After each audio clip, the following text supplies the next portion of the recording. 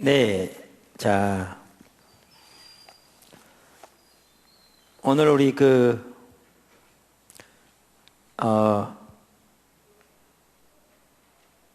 7단 할 차례죠? 7단 1과부터. 네. 하나님 얼굴을 구하는 삶 할 차례입니다. 7단 1과. 그 7단원으로,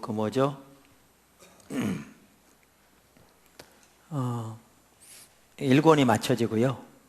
그러니까 하나님과 친밀한 교제를 위해서 가장 중요한 부분이 하나님 얼굴을 구하는 사람입니다. 그러니까 이렇죠. 하나님 얼굴을 구하는 사람으로 전환해야 되고 하나님 얼굴을 구하는 사람을 지속적으로 살아야 되고, 그게 관건이죠. 지난주에 어떻게 하나님께 회복될 건가 그 과정을 살펴봤잖아요.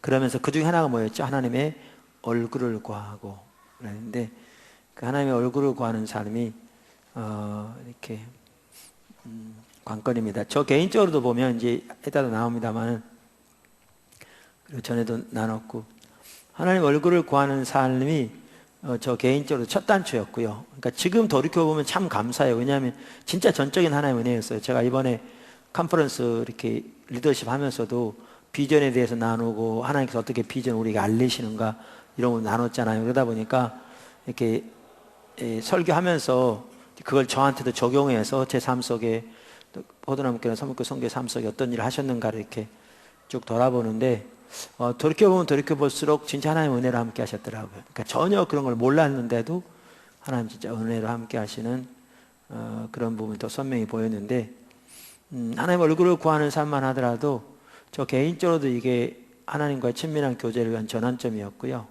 제 아내의 경우를 보아도 그렇고, 선교회적으로는 교회적으로는, 그러니까 이게 돼야 하나님과 친밀한 교제가 되는 거예요. 우리 신앙의 본질이 하나님과 친밀한 교제라고 그랬잖아요. 그래서, 그리고 하나님과 친밀한 교제가 돼야 사실 나머지 가능하잖아요. 그러니까 하나님의 비전이건 리더십이건 예배건 순종이건, 그러니까 성경이 말하는 우리의 신앙생활의 모든 면에서 하나님 얼굴을 구하는 삶이 가장 필수다 라는 것을 이렇게 볼 수 있어요. 근데 이제 여러분들은 이제 하나님 얼굴을 구하는 삶에 대해서 그 용어도 많이 듣고 이런 저는 얘기를 많이 들어서 그런데, 일반적으로 오늘날 교회에서 하나님 얼굴을 구하는 삶이라 그러면 낯설거든요. 그렇잖아요. 그러니까 이렇게 문제가 생겼을 때 하나님께 간절히 기도해라, 하나님 찾으라. 그리고 하나님 찾는다는 말도 우리는 어떻게 생각하냐면, 내 필요를 위해서, 문제를 위해서 그저 줄기차게 주님 앞에 도움을 구하는 이런 기도를 하나님 찾는다, 이렇게 이해하죠. 그러니까 이런 이해를 가지고 있기 때문에 하나님의 얼굴을 구하는 삶을 산다, 그렇게 말하면 그 자체가 아주 낯설어요. 그러니까 여러분은 여러 번 들었기 때문에 익숙할지 몰라도 조금만 이렇게 여러분 주위에서 이렇게 성도들하고 얘기해 보면 낯설어서 무슨 얘기냐 그러죠. 무슨 얘기 그러죠. 그래서 하나님의 얼굴을 구하는 삶을 이렇게 설명할 필요가 있는데, 다른 모든 것이 그렇듯이. 근데 저 개인적으로 이렇더라고요. 하나님의 얼굴을 구하는 삶을 설명하려면 하나님의 손을 구하는 삶과 대조해서 설명하면 훨씬 쉬워요. 그러니까 주일날 이제 설교가 좀 길잖아요. 일반적 교회에 비하면. 그러니까 한편은 긴 이유가 왜 그러냐면, 그냥 성경에 나온 몇 가지, 예를 들면 쉬지 말고 기도하라, 범사에 감사하라, 항상 기뻐하라. 그래서 한 가지 말하고 어떤 찡한 감동의 스토리 하나 말하고 기뻐해야 합니다. 또 감사하라 말하고 그런 한 가지 예 말하고 감사하는 삶을 삽시다. 이렇게 하면 설교 그렇게 안 길어도 돼요. 30분이면 얼마든지 해내요. 해낸다 표현은 그렇지만 할 수 있어요. 근데 문제는 우리 신앙은 이게 아닌데, 이게 옳은 건데, 우리가 이제 그동안 살펴봤기 때문에 우리 신앙에 대한 이해가 이렇게 잘못된, 이건 뭐가 잘못됐고 옳은 게 뭐고, 이게 비춰져서 이 관점에서 이게 왜 잘못된지, 어떻게 돌아갈 건지, 이런 식으로 하려면 한 부분만 하더라도 절대 짧은 시간 가지면 안 돼요. 안 돼요. 그러다 보니까 이제 시간이 많이 걸리는 거죠. 그래서 하나님의 얼굴을 구하는 삶도 그게 무엇인가를 딱 이렇게 선명히 보게 되려면 하나님의 손을 구하는 삶과 얼굴을 구하는 삶을 대조해서 보면 이게 선명히 보여요. 근데 이제 이따 보면 알겠지만 오늘날 우리가 일반적으로 기도하면 너무나 많은 사람들이 하나님의 손을 구하는 기도를 기도라고 생각해요. 그러니까 그만큼 기도만 옆으로 가 있죠. 그래서 거기에서 하나님 얼굴을 구하는 삶, 그리고 하나님 얼굴을 구하는 기도로 전환해야 돼요. 이런 것 같더라고요. 제가 이렇게 성경을 쭉 보고 이렇게 하면서 이 책에 이렇게 정리되어 있습니다만은, 지금 똑같은 탁자잖아요. 근데 어느 각도에서 보느냐에 따라서 보이는 게 달라요. 여기서 보면 아무리 자세히 봐도 이쪽에서 볼 수 있는 것만 보여요. 여기 있는 거를 보려면 이 돌아와야 보이지, 여기서 아무리 잘 봐도 안 보여요. 이쪽이. 물론 이 경우는 아래 터져서 여기는 안 보이잖아요. 그래요. 마찬가지로 하나님의 손을 구하는 사람은 손을 구하는 사람대로 특징이 있어요. 그러니까 그 삶을 살면 나타나는 특징들이 있어요. 또 하나님의 얼굴을 구하는 삶을 살면 그 삶을 사는 특징들이 나타나요. 그런데 여기서 이 보이는 것과 똑같은 게, 하나님의 이름, 하나님과 친밀한 교제, 하나님만의 믿음으로 의지하는 삶, 이런 사람들은 이러한 것들은 하나님의 얼굴을 구하는 삶의 특징이에요. 근데 이런 삶이 우리 삶 속에 나타나려면 마치 예를 들면 이 탁자에서 여기 있는 거 보려면 이렇게 돌아와야 보이듯이, 이러한 삶이 우리에게 나타나려면 하나님의 얼굴을 구하는 삶으로 전환해야 가능해요. 그러니까 만약에 하나님의 손을 구하는 삶 그대로 남아있으면서 기도 많이 하고 금식 많이 한다고 성경 많이 본다고 요 삶이 안 돼요. 안 돼. 그러니까 여기서 아무리 자세히 본다고 해도 이쪽밖에 안 보이듯이 하나님의 손을 구하는 삶을 살면 아무리 많이 기도하고 아무리 많이 금식하고 아무리 성경 많이 읽어도 하나님의 손을 구하는 삶의 특징만 나타나게 돼 있어요. 하나님의 얼굴을 구하는 삶의 특징은 안 나타나요. 하나님의 얼굴을 구하는 삶의 특징이 나타나려면 말씀드린 대로 하나님의 얼굴을 구하는 삶으로 전환해야 돼요. 이러한 것을 보겠더라고요. 그러면서 이제 여기 책에 제가 정리해 놨는데, 성경을 보면 하나님의 손을 구하는 삶, 그러니까 지금까지도 보면 하나님의 손을 구하는 사람이 이렇게 별로 이렇게 그러니까 바람직하지 못한 신앙생활을 보겠죠. 하나님의 손을 구하는 삶을 살았던 전형적인 대표적인 인물들이 누구냐면 광야 사는 이스라엘 백성들이에요. 광야 사는 이스라엘 백성들. 그 다음에 하나님의 얼굴을 구하는 삶을 살았던 사람들은 뭐 성경에 나온 하나님 사람들, 귀한 사람들이에요. 예를 들면 다윗도 그 사람을 살았고 바울도 살았고 다 살았어요. 그런데 그 중에 한 사람이 모세죠. 근데 제가 왜 모세의 예를 구태여 드느냐 하면 성경에 그게 잘 기록되어 있어요. 모세에 대해서 아주 잘 기록되어 있어요. 그러니까 대표적인 한 인물로. 그뿐만 아니라 이스라엘 백성들과 모세는 똑같은 환경이었잖아요. 그러니까 똑같은 길을 갔잖아요. 그죠? 똑같은 길을 가고 똑같은 환경을 처해 있는데도 이들의 반응은 완전히 달랐어요. 그러니까 이걸 보아도 환경에 따라 의존하지 않아요. 환경에 따라 의존하지 않아요. 그러니까 하나님의 손을 구하는 삶을 살면 이 특징만 나타나게 돼 있고요.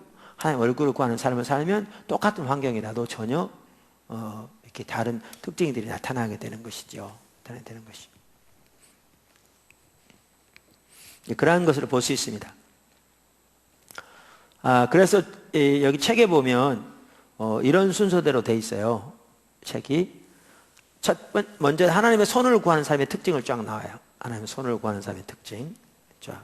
그 다음에 하나님의 손을 구하는 삶의 위험성 나와요.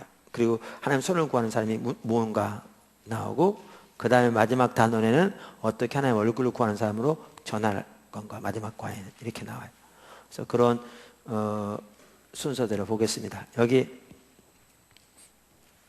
집에서 다 공부해 오셨을 텐데 하나님의 선을 구하는 삶의 특징을 여러 가지 있겠지만 그 중에 5가지.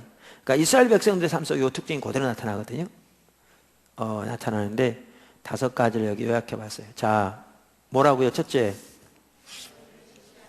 하나님 근심케 한다. 둘째, 하나님의 길을 모른다. 셋째, 불신이 가득하다. 넷째, 세상 사람이 다뤄지지 않는다. 다섯째, 참다운 순종이 없다. 그럼 하나씩 좀 이것부터 먼저 살펴볼까요? 자, 그리고요, 여기 나와 있는데 히브리서 3장에 보면 여기 잘 나와 있더라고요. 히브리서 3장에 보면 7절부터 나오죠. 성경 구절 있죠.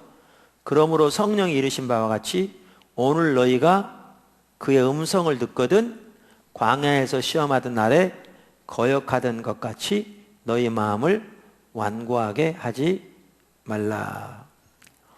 거기서 너희 열조가 나를 시험하여 증언하고 40년 동안 행사를 보았느니라. 그러니까 여기 보시면요, 지금 광야 생활하던 이스라엘 백성들을 본보기로 해서 우리를 경고하는 거죠. 그렇죠? 우리를 경고하면서 저들처럼 되지 말라 그래요. 그러니까 저는 이렇게 생각합니다.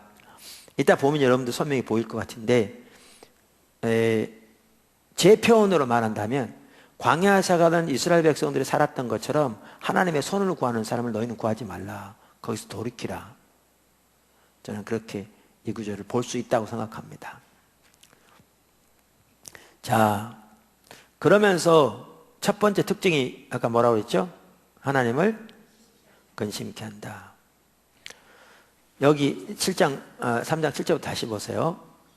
성령이 이르신 바와 같이 오늘 너희가 그의 음성을 듣거든 광야에서 시험하던 날에 거역하던 것 같이 너희의 마음을 완고하게 하지 말라. 그러면서 여기 보면 이제 그런 질문이 있는데 제가 이 질문을 여기서 쓴 이유가 뭐냐면요. 그러니까 광야 생활의 이스라엘 백성들의 삶을 가지고 설교하다 보니까 어떤 분들은 이런 분들이 있더라고요. 목사님, 그건 구약 시대잖아요.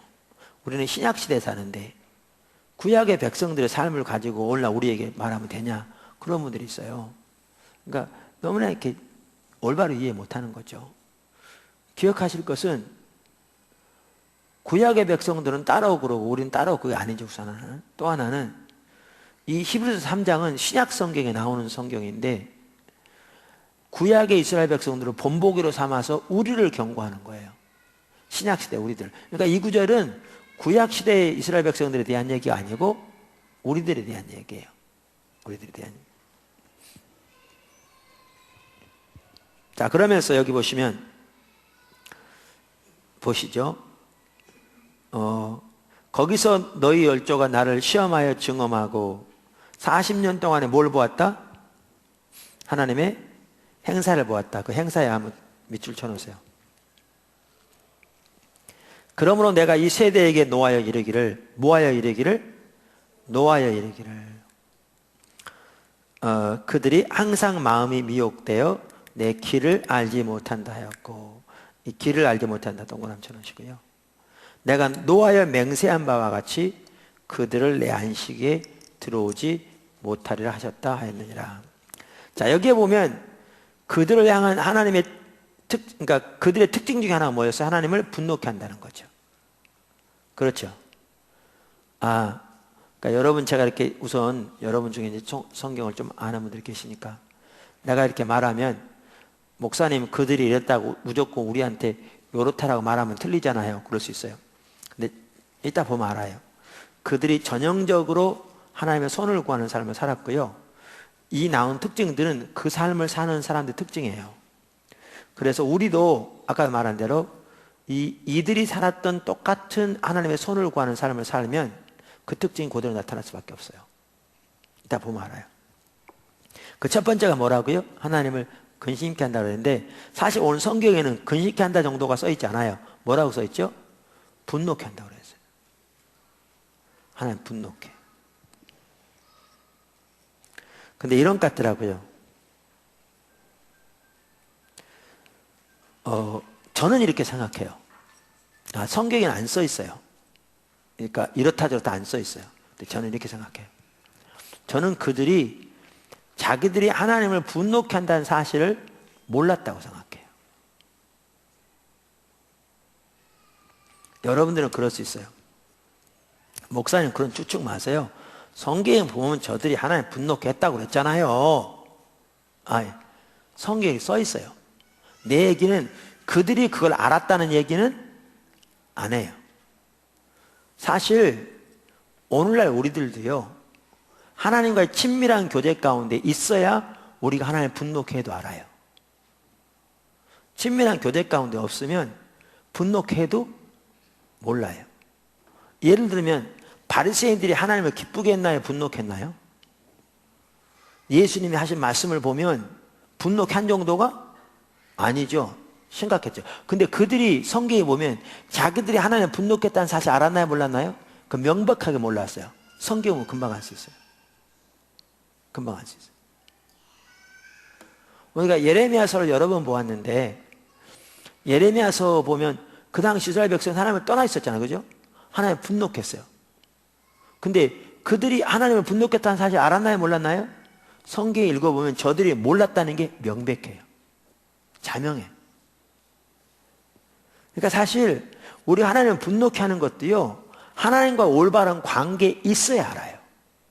하나님과 올바른 관계가 없으면 몰라요. 전 애들도 몰랐다고 생각해요. 제가 한 가지 예를 들으면, 홍해 앞에 왔죠, 이들이. 그렇죠? 나중에 홍해 앞에 왔을 때 어떻게 했죠? 원망하고 불평했어요.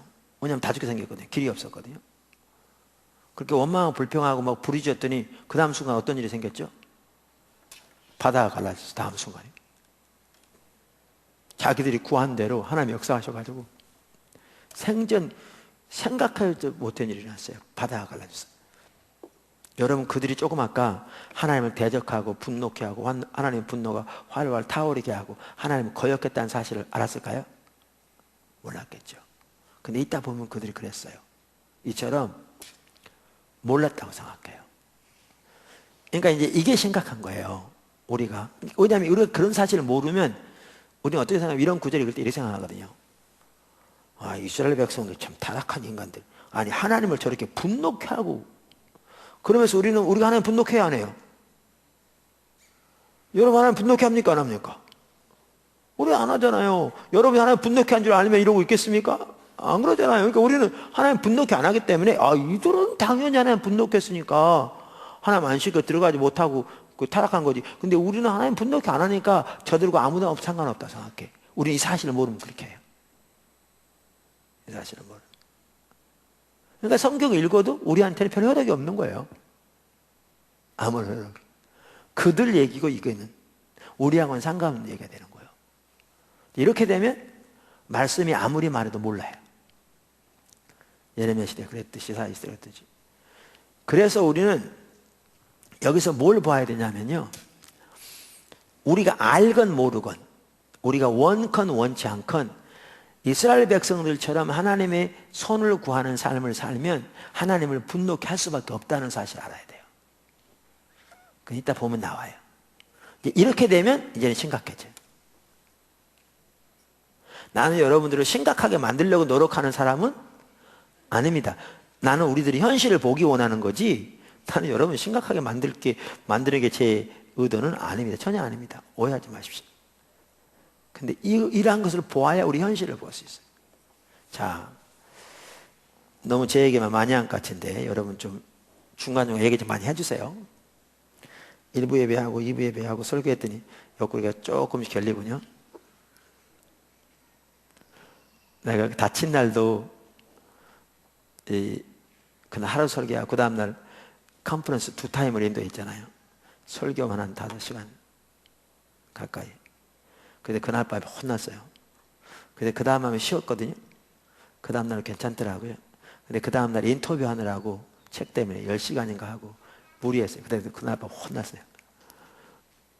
근데 그 다음 날 또 좀 쉬니까 낫더라고요. 그래서 오늘은 지금까지 잘 견뎠는데 오늘 밤 잘 지내기를 근데 자, 여기 보시면 여러분들 얘기를 종종 하세요. 나 혼자만 하지 말고 질문도 하고. 자, 근데 분노했다고요. 근데 몰랐어요. 근데 여기에 중요한 게 있더라고요. 중요한 게. 그게 뭐냐면 요 부분을 보기 위해서 우리가 뭘 반드시 봐야 되냐면요. 하나님의 신임과 하나님의 행사의 관계를 알아야 돼요.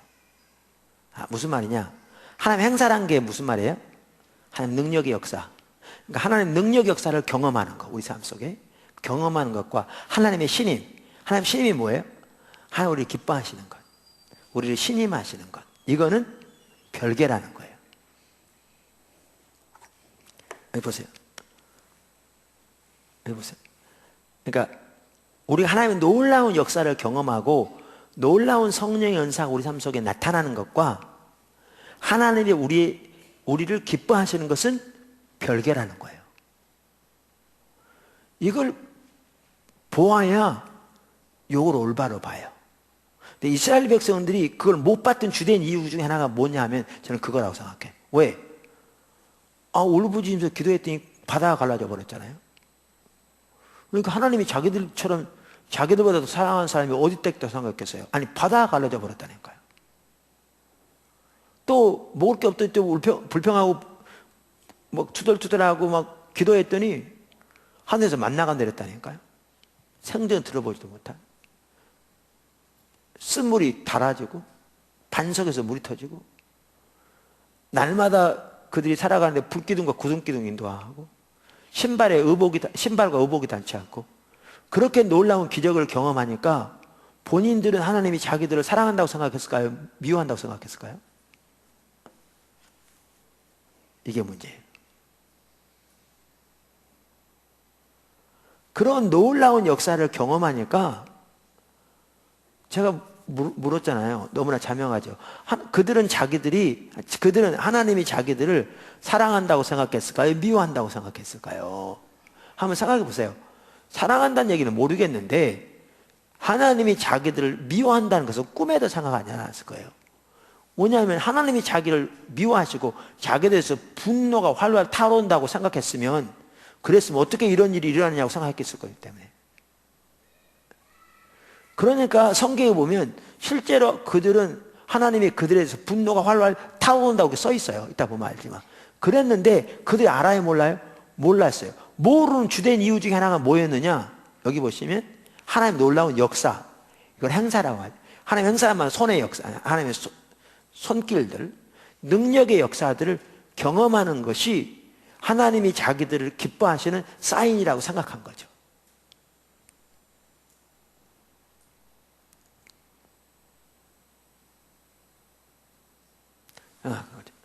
그러니까 여기 보세요. 여기서 볼 수 있는 게 그거예요. 그 말은 그러니까 우선 이게 먼저 얘기하죠. 자, 여기 보면 3장 9절에 보면 히브리서 3장 9절에 보면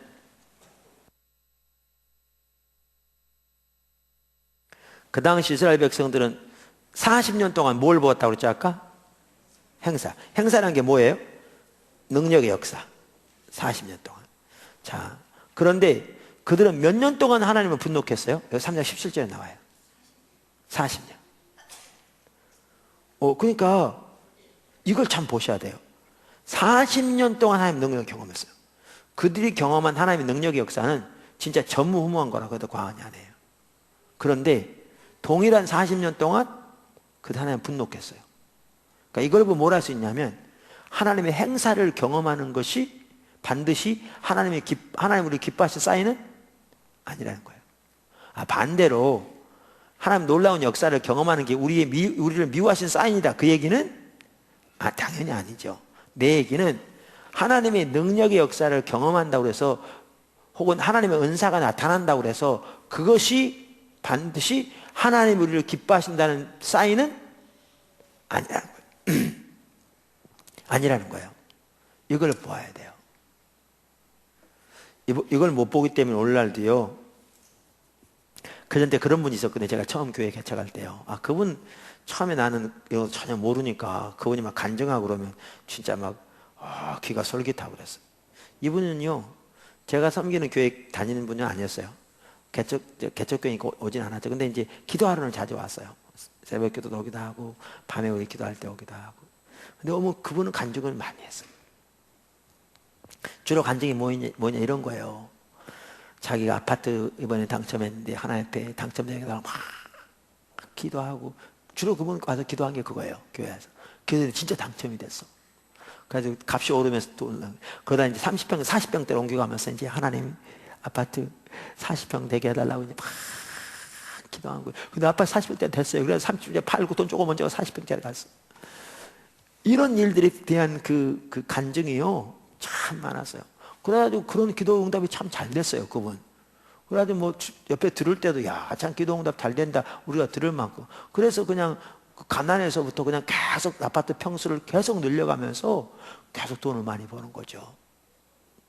그분 입장에서 그러니까 막 얘기할 때 하나님이 자기를 제일 기뻐하신 것처럼 얘기하곤 했어요. 왜? 이런 놀라운 기도 응답이 한 번도 아니고 여러 번 나타났으니까. 문제는 전혀 안 그럴 수 있다는 거예요. 왜냐하면 그게 그 사인이라면 이스라엘 백성들은 하나님이 이들을 제일 기뻐하는 사람이었어야죠. 왜? 이거는 세 발의 피죠. 아파트 평수 몇 배, 이거는 여기 이스라엘 백성들의 경험한 배, 이거는 세 발의 피죠. 이거는 아무것도 아니지. 그 엄청난 역사를 경험했는데도 성경은 저들이 40년 동안 하나님을 분노했다고 그러잖아요. 그러니까 이 별개라는 걸 알아야 돼요. 오늘날도 말씀드린 대로 이 별개라는 사실을 모르기 때문에 우리가 하나님을 분노케 하면서도 모를 때가 많아요. 그럼 어떻게 이런 일이 일어날 수 있냐 이렇게 생각해요. 어떻게? 여기 나온 것처럼 은사와 부르심에는 후회함이 없어요. 그러니까 사울 보세요. 하나님 부를 때 귀한 사람이었는데 그건 사실 하나님 주인 줄 사람을 돌이키지 않았잖아요. 그래서 나중에 결국 하나님 버리시잖아요. 그 불순종 때문에. 근데 그가 하나님을 버린 다음에도 하나님이 처음에 그를 세우실 때 그에게 주셨던 예언 은사가 강력하게 당부가 나타난 거 아세요? 버린 다음에도 15장에서 버리시거든요. 근데 19장 24절을 보면 예언 은사 강하게 나타나요. 아, 거기에 보면 야려했다 그랬어요. 그 전에 이 말은 귀신이 와서 귀신의 예언을 주는 거죠. 그런 것도 있어요. 근데 19장 이 예언은 진짜 성령이면서 참다운 예언했어요. 버린 다음에도. 버린 다음에도. 그러니까 은사나 하나님의 역사를 경험하는 것이 그 자체가 하나님 기뻐하는 사인 아니에요. 아까도 말씀드렸잖아요. 아니, 아까도 아니에요. 우리 오늘날 포도나무 교회 성도가 늘어난다고 그게 하나님 기뻐하신 사인은 아닐 수 있어요. 전혀. 우리는 그런 사실을 모르면 진짜 하나님을 분노케 하고 있으면서도 교회만 성장하면 하나님 기뻐하신다고 생각해요. 사업만 잘 되면 하나님 기뻐하신다고 생각해요. 하나님 능력의 역사만 경험하면 하나님 기뻐하신다고 생각해요.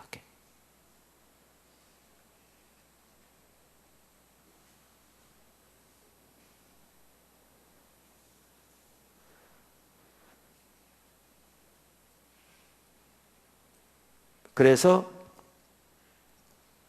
뭐죠? 하나님의 신임과 하나님의 행사를 경험하는 것은 뭐라?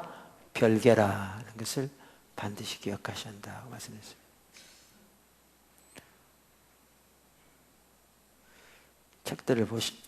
책의 내용을 보고 계시죠? 집에서도 보셨고. 자, 두 번째. 그러니까 지난번에도 이건 이미 앞에서 나왔기 때문에 제가 언급 안 했는데 세상에서 잘 되는 것이 반드시 하나님의 기뻐하는 사인은 전혀 아니라고 살펴봤죠? 네, 그건 이미 살펴봤고. 자, 두 번째. 이스라엘 백성들의 특징, 더 나아가 하나님의 손을 구하는 사람들의 전형적인 두 번째 특징은 하나님의, 그러니까 첫 번째, 두 번째는 제가 쓴 거예요. 그 특징 중에 하나가 이런 거라는 그 말이에요. 또 하나의 특징은 뭐라고요? 저들이 뭐를 모른다? 하나님의 길을 모른다. 그러니까 히브리서 3장 10절에 보면 내가 이 세대에게 노하여 이르기를 하나님 분노하셨죠. 그들이 항상 마음이 미혹되어 뭘 알지 못하는 자였고 하나님의 길을 몰랐다. 그러니까 아까 저들이 40년 동안 뭘 보았는데요? 행사, 능력의 역사는 보았는데, 그러니까 바다가 갈라지고 반석이 터지고 메추리가 떨어지고 뭐죠? 만나가 내리는 기적은 경험했는데, 그 다음에 뭐죠? 옷이 닳지 않고 신발이 닳지 않은 기적은 경험했는데, 근데 뭘 몰랐다고요? 길을 몰랐다. 여러분 오늘날도 이런 게 참 너무나 중요해요. 많은 사람들이 기적은 경험하는데, 은사는 경험하는데, 능력은 경험하는데 하나님의 길을 모를 수 있어요. 그럼 하나님 분노해요. 그러니까 이스라엘 백성들이 하나님 분노케 한 이유 중에 하나가 뭐냐면 하나님의 길을 몰라서 그래요. 하나님의 길을 모르면 하나님의 기뻐할 수 없어요.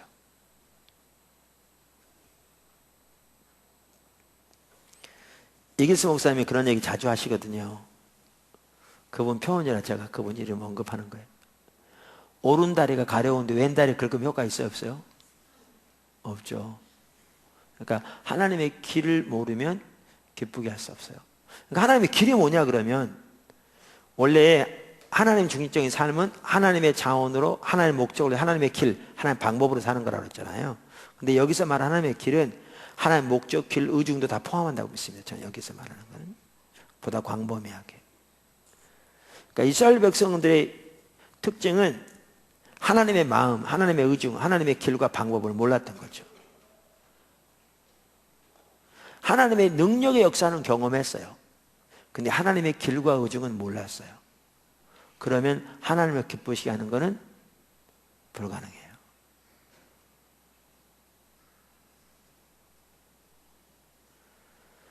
너무 좀 막연한 것 같나요?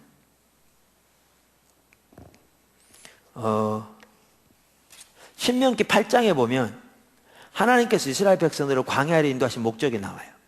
첫째, 그들을 겸손케 하기 위함이라. 두 번째, 그들을 낮추셔서 저들이 하나님의 입에서 나오는 말씀으로 사는 것을 배우게 합니다. 또 하나님이 저들을 광야로 인도하신 것은 저들에게 믿음에 의한 삶을 훈련시키기 위한 거죠. 자, 그럼 보세요. 홍해 앞에 왔어요. 누가 인도하셨죠? 하나님이. 여러분 이따도 나옵니다만 그냥 잘못 온 거 아닙니다. 하나님 인도하신 거예요. 구체적으로. 그러니까 구름 기둥과 불 기둥이 앞서갈 뿐만 아니라 하나님이 구체적으로 모세에게 언제 어디에 어떻게 가서 어디에다 진치라고 얘기하셨으니까 하나님 인도하셨어요. 근데 이스라엘 입장에서 보니까 어떻게 됐어요? 전혀 이제 살아날 길이 없잖아요. 딱 홍해 앞에 왔는데 애국 군사들이 쳐들어왔잖아요. 이제 도망갈 길이 없어요. 뒤에는 바다니까. 포위됐어. 싸우자니 자살행위예요. 이렇게 되니까 저들은 울며 불며 부르짖고 기도했죠. 그랬더니 하나님이 이따 보시면 알겠지만 분노하셨다고 그랬어요. 그랬더니 다음 순간에 보니까 모세를 통해서 하나님께서 하셔서 바다를 가르셨다고요. 듣도 보지 못한 기적을 경험한 거예요. 이거 잘 들으세요. 바다가 갈라졌어요. 능력은 보았어요. 근데 조금 아까 그들은 하나님의 의중이 뭔지를 몰랐어요. 왜 그들을 그리로 하나님 인도하신지 몰랐어요. 하나님의 의도는 뭐라고요? 여기서 그들이 하나님만의 믿음으로 의지하는 가운데 주님의 입에서 나오는 말씀을 따라 순종함으로 사는 삶을 가르치려고 하셨어요. 신명기 8장에 보면. 근데 그들은 그 내용을 전혀 모르니까 문제는 해결됐는데 하나님의 의중이 이루어졌어요? 안 이루어졌어요? 안 이루어져요. 그리고 하나님의 의중이 안 이루어진지도 몰라요. 왜? 하나님의 의중이 뭔지 모르니까. 그러니까 여기 보시면 하나님이 그들을 왜 광야에 인도하셨는지, 그들이 거기에서 하나님이 그들에게서 기대하신 것이 뭔지, 어떻게 삶을 조정해야 하나님이 기뻐하시는 건지 전혀 몰랐어요. 전혀. 하나님을 기쁘게 할 수가 없어요. 그러니까 제가 자주 예를 든 게 그거잖아요. 노아. 하나님의 그 시대가 너무나 악해서 비로소 세상을 멸하고 하나님께서 노아부터 새로운 인류를 창조하시려고 노아에게 방주를 만들려고 하셨어요. 그게 하나님의 계획이었어요. 근데 노아가 이런 하나님의 계획을 전혀 모르거나 무시하고 동네마다 다니면서 전도했다면 너무나 귀한 일인데 하나님 기뻐하셨겠냐고요? 기뻐했을까요? 아니죠. 하나님 뜻이 이루어졌을까요? 아니죠. 하나님 뜻과 전혀 상관없는 일이죠. 이처럼 하나님의 길과 의중을 모르면 하나님을 기쁘시게 하는 게 가능하지 않아요. 근데 이스라엘 백성들은 뭘 몰랐다고요? 그걸 몰랐다고요.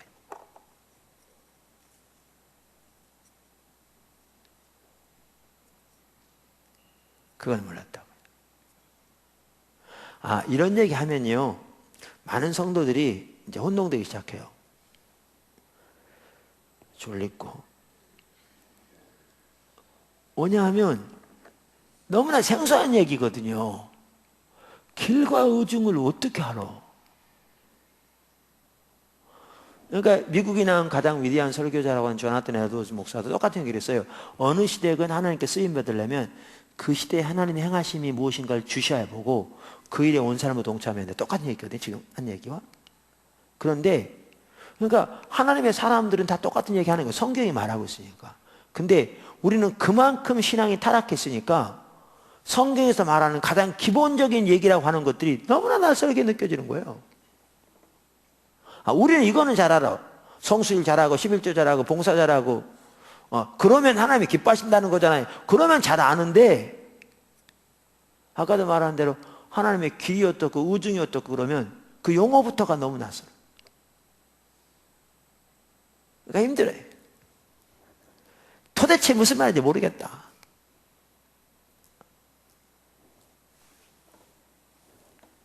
그만큼 우리가 이스라엘 백성과 똑같아요. 똑같아요.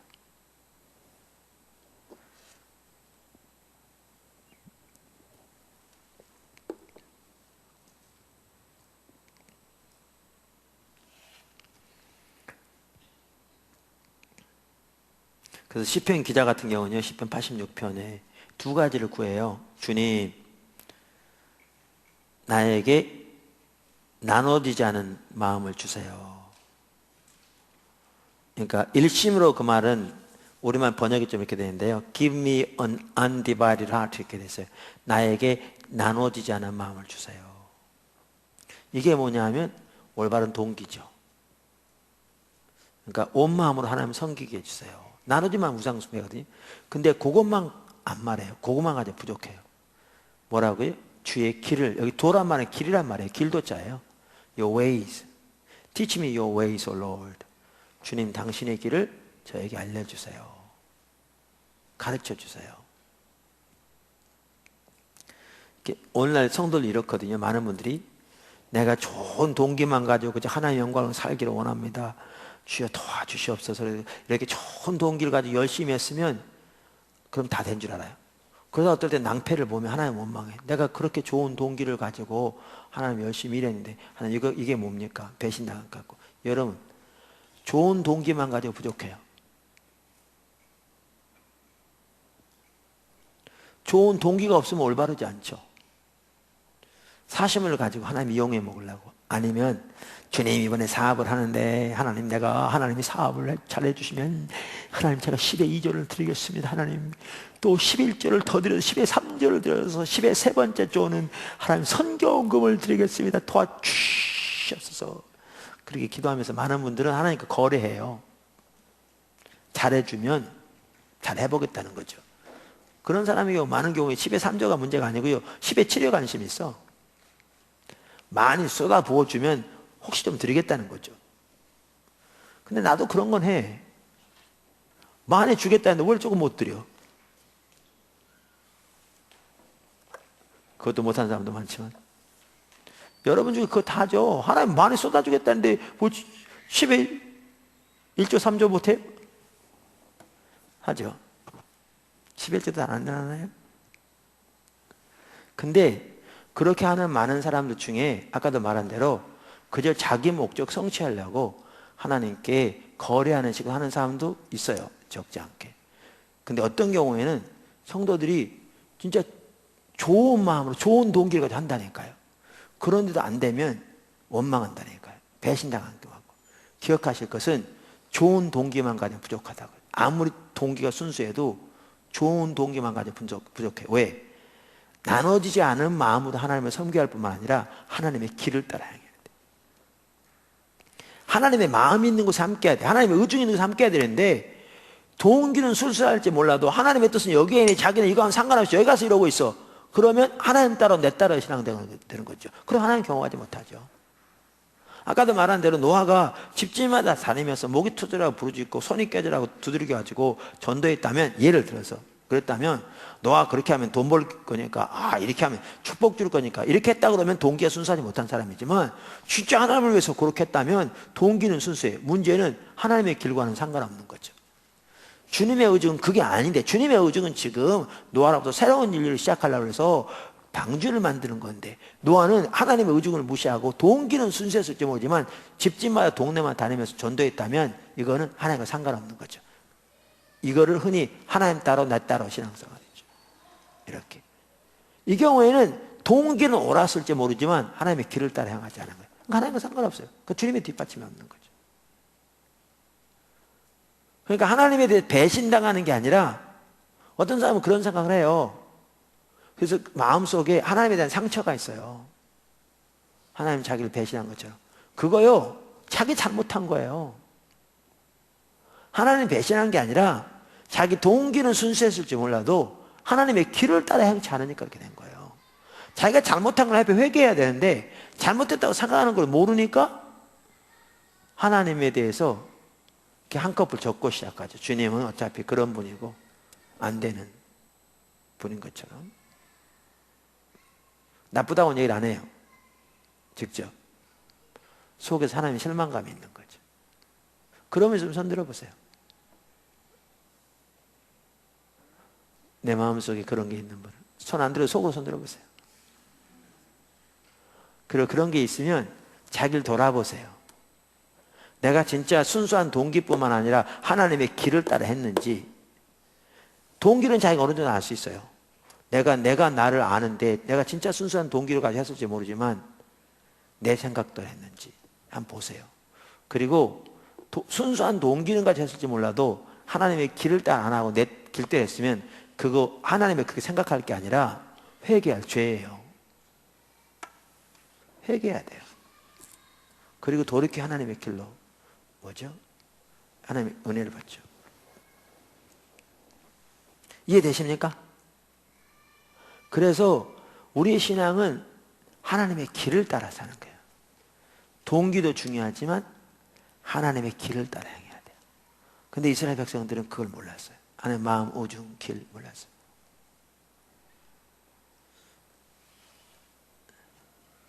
여러분, 하나님께서 이 시대에 뭘 하고 계신지, 하나님의 목적과 의도가 어디에 있는지, 하나님의 마음이 어디에 있는지, 하나님의 열망이 어디에 있는지, 하나님이 여러분을 이 땅에 보내신 목적이 뭔지, 하나님께서 여러분의 인생을 어디에 투자하기를 원하시는지, 여러분 그게 안 보인다면 여러분도 이스라엘 백성과 똑같아요. 다를 바 없어요. 다를 게 있다면 그들은 능력은 많이 경험했어. 우리는 능력도 경험 못하고 거기에 있어.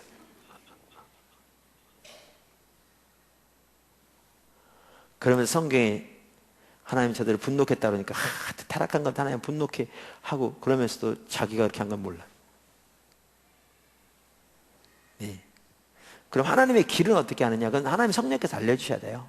그러니까 하나님의 얼굴을 구하는 사람이 그래서 필수라고요. 이게 무서운 게 이거예요. 이 하나님의 손을 구하는 삶에서는 하나님과 친밀한 교제가 안 열리기 때문에, 영적인 분별력이 안 열리니까 하나님의 길을 모르게 돼 있어요. 그렇게 되게 돼 있어요. 기도를 많이 해도 모르게 돼 있어요. 왜? 영적인 분별력이 안 열리니까요. 그러니까 이 결과 그대로 나오게 돼 있어요.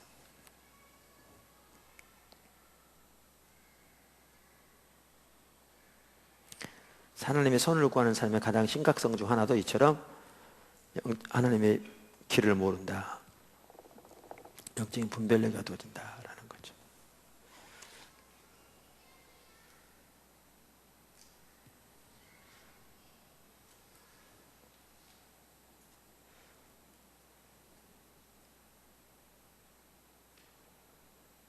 자, 벌써 일과는 다 했는데 주님 말씀하시죠. 한 거 더 할 거예요.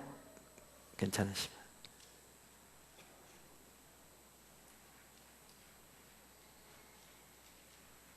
질문 좀 하세요. 큰 소리로 물어보세요.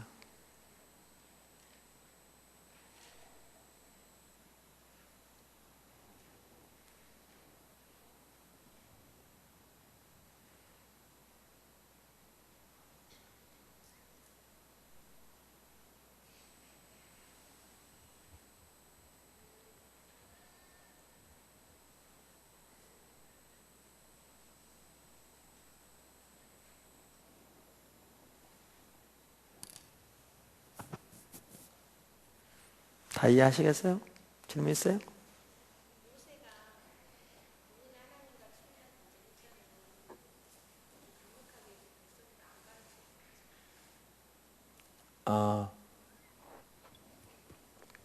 본인은 하나님과 친밀한 교제 가운데 있었는데 백성들을 안 가르쳐서 그랬다고요? 네. 우리가 잘못하면 상대방의 책임을 전가하기 쉬워요.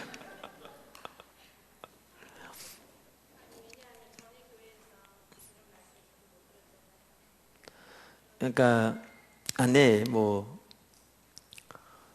그러니까 모세가 안 가르쳐서 그런 건 아니에요. 그들이 안 배웠죠. 그러니까 모세의 경우에는 안 배웠죠. 하나씩 구분해서 하면. 왜냐하면 두 번째 세대는 똑같은 모세의 지도하에 있었는데 양육을 받았거든요. 그리고 하나님께서 첫 번째 세대는 조금 더 보면 알지만 반복적으로 기회를 주셨는데 저들이 안 돌이켰거든요. 그러니까 안 가르친 게 아니고 안 배운 거죠. 안 배운 거고. 이제 질문은 또 하나 이게 뭐냐 하면 어떨 때는 안 가르치지 않느냐 교회에서. 그런데 예, 그런 부분도 있어요. 근데 이것도 있어요.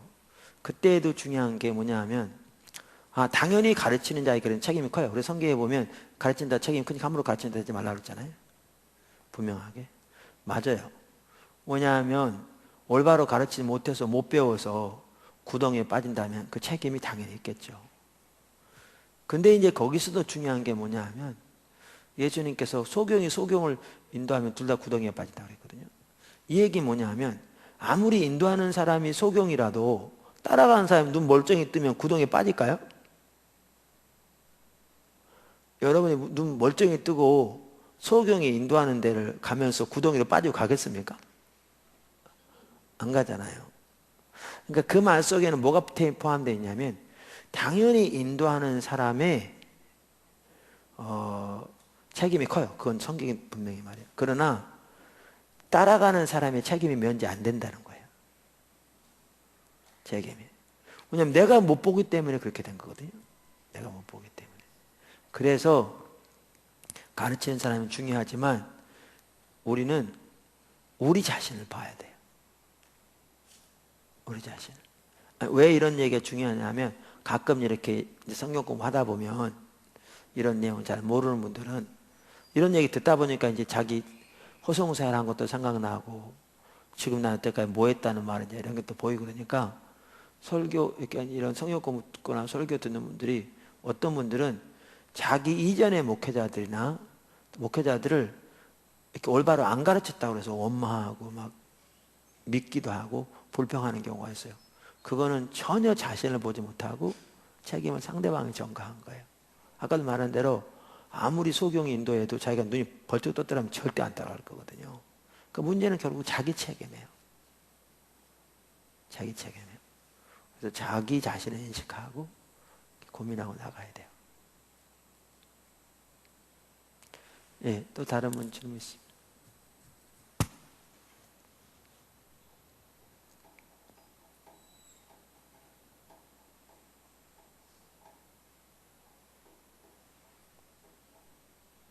이럴 때 좋은 기회예요. 얘기해보세요. 질문 있으면. 없으십니까? 네.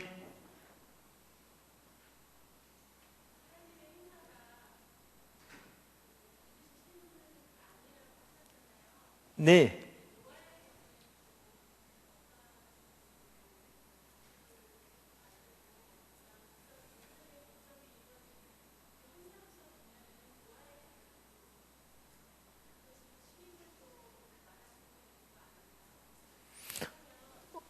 그러니까 제가 잠깐만요. 하나님의 행사를 경험하는 게 반드시 하나님의 신임을 의미하는 건 아니라 그랬죠.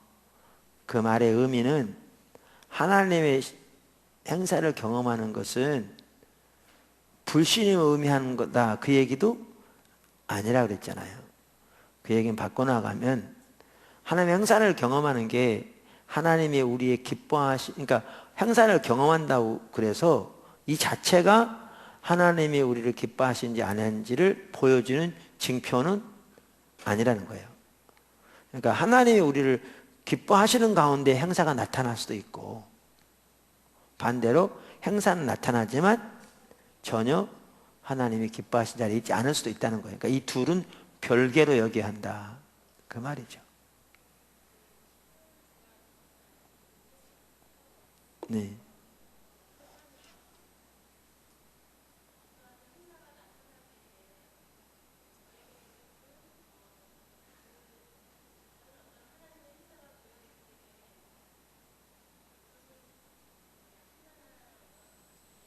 그러니까 그렇기 때문에 우리는 행사를 보고 상대방이 하나님을 기뻐하시냐 안 기뻐하는지 판단할 수 없어요. 그건 행사는 그걸 판단하는 기준이 아닙니다. 그러니까 A라는 사람을 통해서 은사가 강력하게 나타난다고 하나님이 그 사람을 기쁘게 여긴다 안 기쁘게 여긴다 그 자체를 판단하는 기준은 아닙니다. 왜냐하면 그게 아니기 때문에. 그러니까 여러분들 만약에 어떤 한 사람이 은사만 강하게 나타난다고 그 사람을 쫓아다니면 그 완전히 엉뚱한 짓 할 수 있는 거죠. 왜요? 그 자체는 그 사인이 될 수 없기 때문에 그런 거예요. 그러니까 하나님이 기뻐하시냐 안 기뻐하신지는 다른 걸 통해서 분별해야지 행사 하나만 가지고는 모른다 그 말이에요. 그러니까 이해가 안 되면 이렇게 얘기하셔야 돼요. 그래야 명확하게 되죠. 그러니까 행사가 나타났다고 해서 그게 당연히 안 기뻐한다 그 얘기는 전혀 아니라니까요. 그 당연히 아니죠. 제가 말한 것은 하나님의 행사 하나만 가지고 그것이 상대방이 하나님이 그분을 기뻐하신 사인으로 받아들일 수 있는 건 아니라 그건 별개로 봐야 한다 그 뜻이에요. 그러니까 소위 말하면 축복받았다고 그래서 사업이 잘 돼가지고 돈 많이 번 분들이 다 하나님이 안 기뻐하신 자들이라는 얘기는 당연히 아닙니다. 그렇게 제 얘기를 듣다면 전혀 잘못 듣는 거죠. 문제는 그 자체가 하나님이 그분을 기뻐하신다는 사인은 전혀 아니라는 거죠. 그건 별개라는 거죠. 예.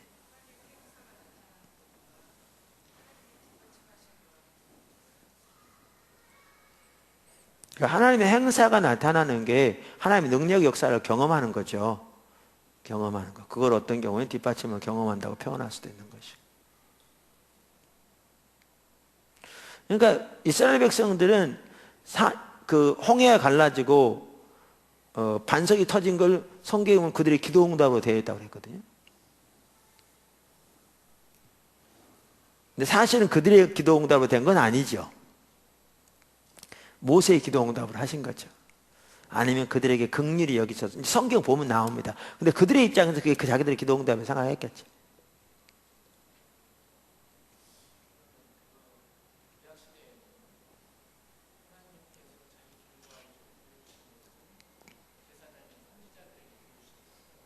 네네. 네네.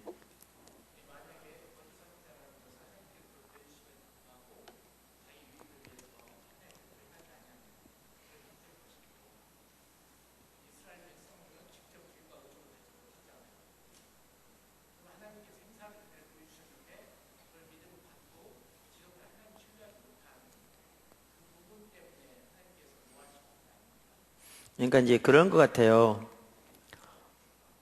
질문을 잘 하셨는데 항상 구약이건 신약이건 하나님과 관계가 중요한 것 같아요. 그러니까 그러니까 거짓 선지자를 통해서 거짓된 어떤 체험들을 나타내면서 백성을 미혹시킬 수 있잖아요. 구약에도 그랬고 문제는 그들이 하나님을 사랑하는 그러한 가운데 하나님의 길로 향하는 마음의 자세를 가지고 있으면 율법을 통해서 하나님의 길을 보이시고 말씀을 통해서 또 하나님의 선지자를 통해서 보이신 말씀을 깨달을 수 있는 지혜가 주어지는 거죠. 잠깐만 이렇게 표현하면 더 좋을 수도 있겠어요. 신약이라 좀 다르긴 한데 우리는 오늘날은 더 하나님의 은혜가 많은 거예요. 그러니까 책임이 더 커요. 예를 들면 이런 거라고 볼 수 있어요. 교회를 향한 하나님의 어떤 비전을 보이신다 이렇게 말할 때 여러분에게 먼저 안 보일 수 있어요. 왜냐하면 여러분들이 리더라면, 포도나무교 리더로 여러분 세우셨다면 교회 전체에 대한 비전을 계속 보이시겠죠. 리더니까.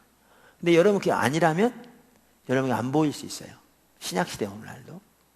근데 여러분이 하나님을 진실로 사랑하는 중심의 동기와 하나님의 뜻대로 살고자 하는 마음의 열망과 하나님이 보이시는 뜻에 진정으로 순종하고자 하는 자세가 있으면 리더를 통해서 하나님의 길이 보여질 때 여러분이 하나님의 관계에서 그것이 하나님의 뜻임을 분별할 수 있어요. 무슨 이해되시죠? 이게 여러분에게 처음 안 보였을지는 몰라도 이게 보여질 때 여러분이 하나님 앞에서 그런 올바른 관계에 있으면 이게 하나님의 뜻인 것을 볼 수 있다고요. 구약시대도 정확하게 그렇게 할 수 있었던 거죠. 그러니까 그들에게 각자에게 그렇게 안 했을지 몰라도 그들이 하나님과의 올바른 관계에 있지 않았기 때문에 모르는 거죠. 가려진 거죠. 그러니까 보기는 봐도 보지 못하는 것처럼. 그러니까 중심의 문제가 옳지 않기 때문에. 예, 그러니까 책임이 있는 거죠. 예. 근데 신약 시대는 더 말할 것도 없어요. 지금 우리 속에 성령님 다 계시니까 우리 각자에게 하나님께서 하나님의 길을 보이시고 하시니까. 물론 이제 모든 사람에게 아까도 말한 대로 이렇게 여러분이 리더로, 그러니까 리더십에 따라서 하나님께서 어떨 때는 더 보이시고 여러분에게 세우신 직책에 따라서 보이시고 그런 건 차이가 있죠. 그러니까 모든 사람 동일한 건 아니지만 그냥 신약시대는 모두에게 하나님께서 하나님의 길을 보이실 수 있죠. 더. 구약시대에도 그랬는데. 네. 또, 네, 잘 질문하셨습니다. 좋은 질문이었고. 질문 있으면 해보세요. 이럴 때 좋은 게. 지금 몇 시입니까?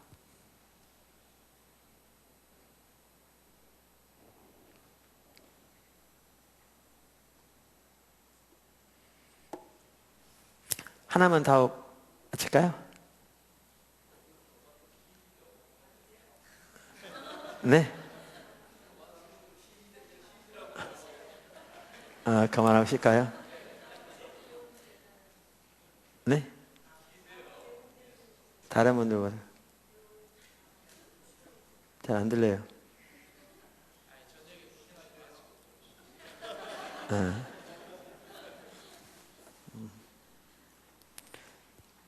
그만할까요, 그러면? 네. 그러면 여러분들이 다음 시간에 그러면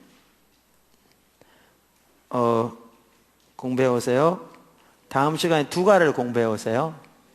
두 가를 해오시고. 그럼 기도하고 마치겠습니다. 하나님 감사합니다. 한 분 한 분 예수님 축복합니다.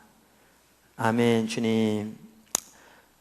하나님의 우리가 시편 기자들이 구했던 것처럼 나누어지지 않은 한 마음과 하나님의 길을 구했던 것처럼 우리가 그렇게 하나님과 동행하는 올바른 삶 가운데 서도록 도와주세요. 예수님께서도 제자들을 보내시면서 비둘기같이 순전하되 뱀처럼 지혜라고 하셨는데 순전함 없는 뱀 같은 지혜만 있으면 그것이 모사요, 모사꾼이요.